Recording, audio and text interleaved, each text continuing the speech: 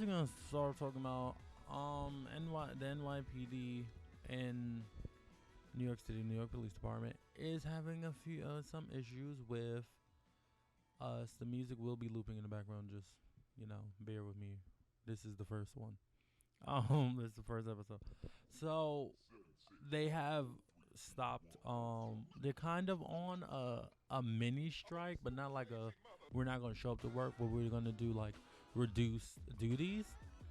So what they're doing is they're not arresting people for petty crime, like public urination, petty stuff like that, like where it's not just the lesser crimes which are not so serious to people, non-violent, like possession, stuff like that.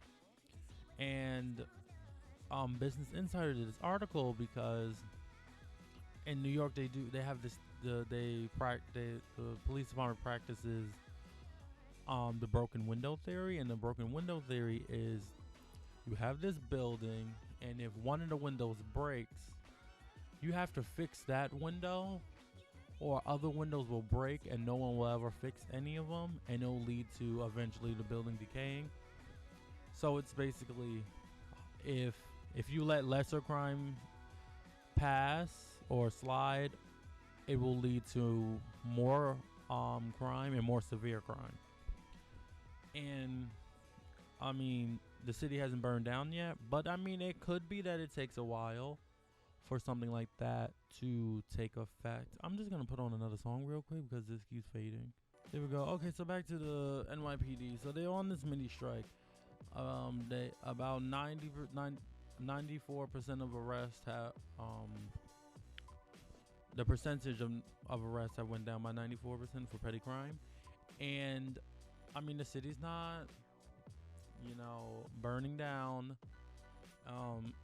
It seems to be the same, but like I said earlier, that doesn't necessarily mean that the broken window theory, I mean, it doesn't take away from the broken window theory, but it doesn't give it any credit either, since the broken window theory is not really backed by a lot of research.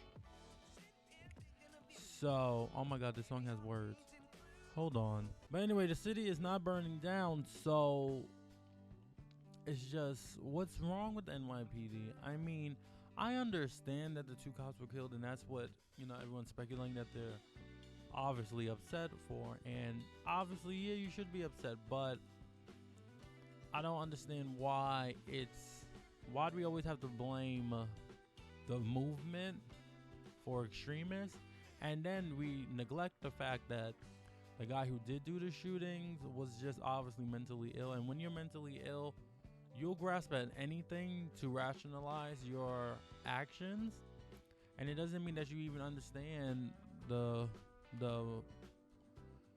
what your actions will cause, the effects of your actions. So I don't understand why the NYPD, they just went with it. And I also don't understand, when you're a police officer, right?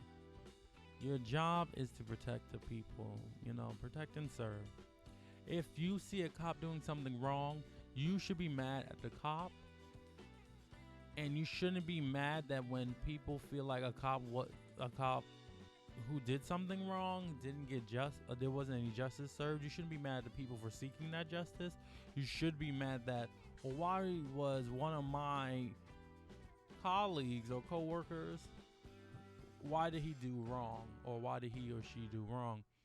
And I think that's a big problem with the NYPD, is that as soon as the people demand justice, they get defensive and they all crowd around and they all huddle against their brother.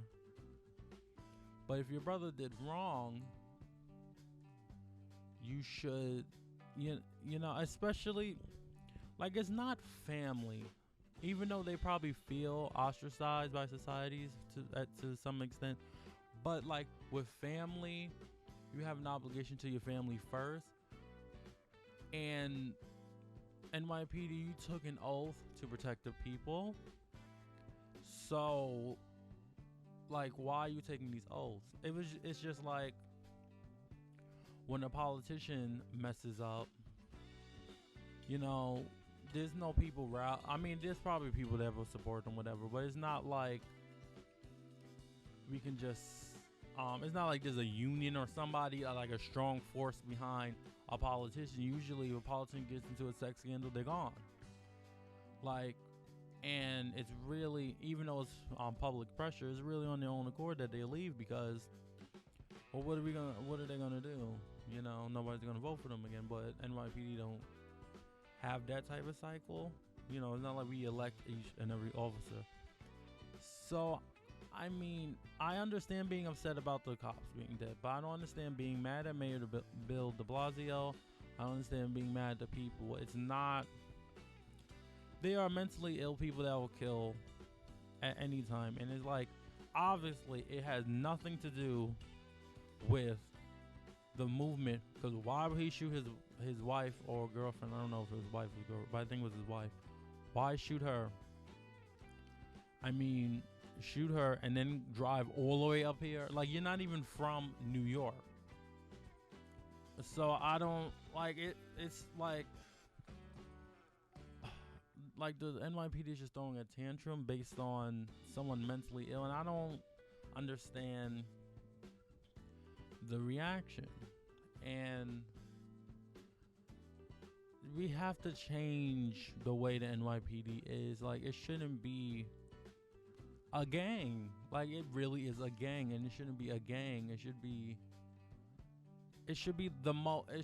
some of the most upstanding citizens of our communities, not people who are just coming together.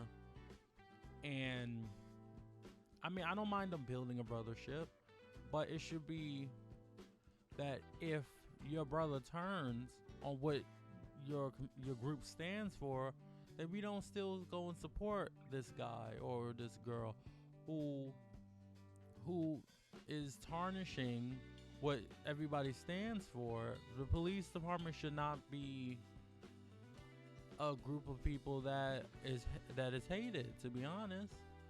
And it shouldn't be a group of people that's feared. Like, who wants to call, like, what black person wants to call 911 now? Especially if you're a big black guy like me. I don't want to call 911 for what? You know, I might call 911 and they might think it was me. And I call 911. So there's just a lot of changes. And the dynamic of the police department, like, I don't think, like, it's blatant. Like, I don't think they're talking like, you know, we gotta go get some black people today. You know, I don't think it's blatant, but a lot of subconscious stuff can be taught and can be passed on. So NYPD just needs to work on that. What you say?